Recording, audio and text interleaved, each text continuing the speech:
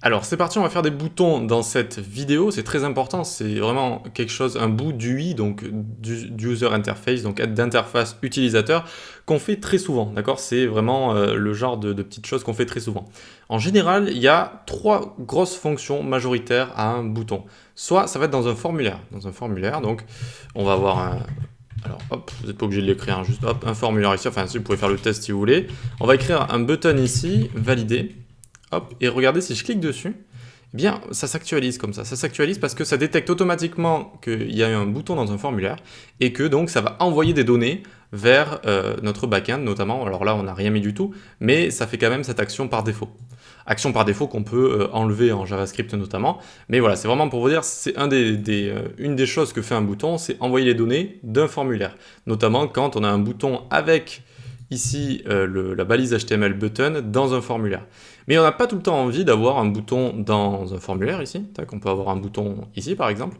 Et vous voyez que ça va fonctionner et ça ne va plus faire cet effet d'envoyer des données à un serveur. Vous voyez, ça ne va plus mettre à jour.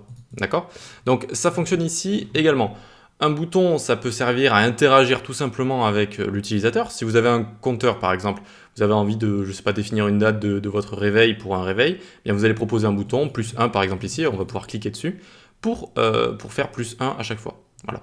Donc le button ici, directement avec l'élément button, on ne l'utilise pas toujours, c'est pas obligatoire, on peut créer des boutons directement avec une div par exemple, ou également avec un lien. Parce que du coup, la troisième fonction d'un bouton, ça va être aller quelque part. Soit sur le site, soit en dehors du site. Soit aller sur une des pages de notre site, soit aller en dehors du site. D'accord? Avec notamment un lien comme ça.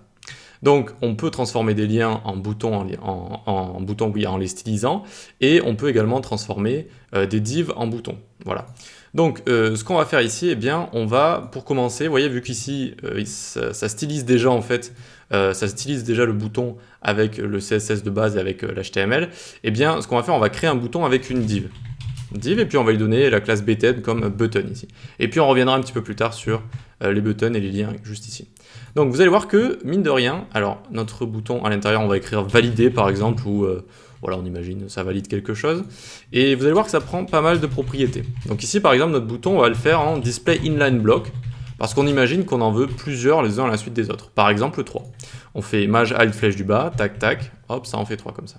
Okay, on peut enlever d'ailleurs notre box juste au-dessus, on a fini avec tout ça. Tac, tac, très bien. Alors je suis à 100% là, ah non, là c'est bon, je suis à 100%.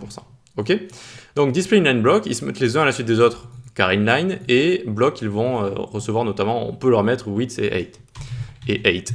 Donc text align center, padding, on leur met du remplissage, ça c'est très important quand on fait un bouton, 10 pixels en haut et en bas, 15 pixels à gauche et à droite.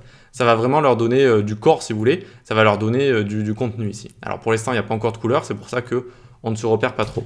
Cursor pointer c'est aussi important parce que quand vous allez passer le curseur dessus, vous voyez que ça fait ce petit effet sympa, où on montre qu'on peut cliquer dessus, ça c'est bien.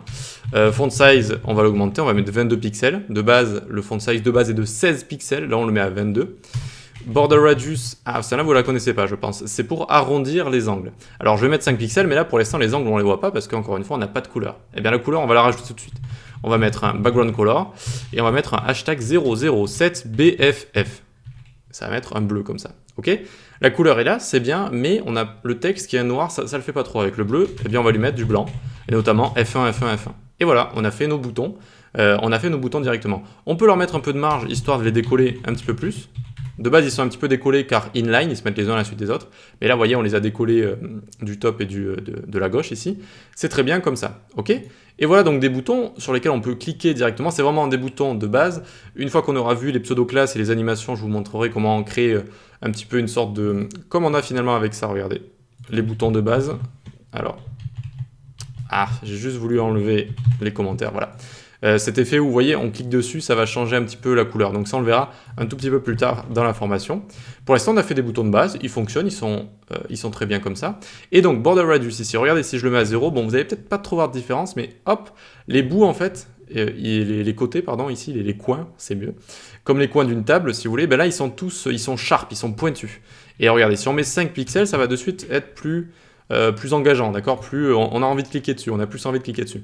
Et même si vous trouvez qu'on le remarque pas trop, il y a des études qui ont été faites sur le sujet qui montrent qu'on clique plus sur des boutons qui ont même juste 3 pixels au border radius ici, juste pour vraiment arrondir un tout petit peu les angles pour que ce soit moins pointu.